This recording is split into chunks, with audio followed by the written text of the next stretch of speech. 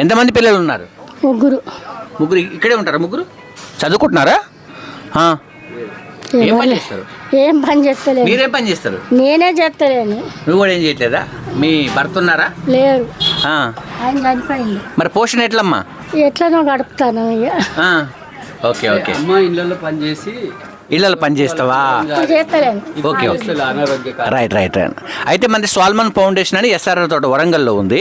ఆ ఫౌండేషన్ ద్వారా బియ్యం, పప్పులు, నూనెలు మనకు ఒక వారానికి సరిపోయి ఇస్తున్నాము. మీరు ఆదివారం పూట ఫౌండేషన్ దగ్గరకు వస్తే మీకు ఇచ్చేస్తాం మీకు. సరేనమ్మా?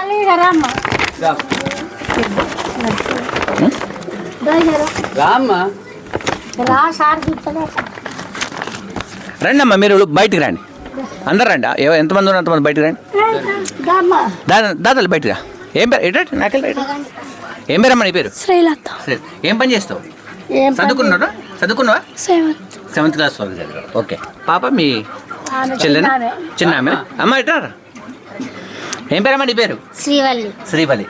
ఓకే నాన్న, ఇది స్వాల్మన్ ఫౌండేషన్ తరపున మీకు ఒక వారం రోజులు సరిపోయే, అంటే సింగిల్ పర్సన్ సరిపోయేది ఇస్తున్నాం మేము.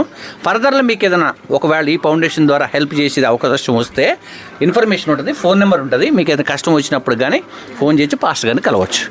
ఓకేనమ్మా? నమస్తే. ఇది అక్కడ మీరు డోర్కి అతికించుకోండి.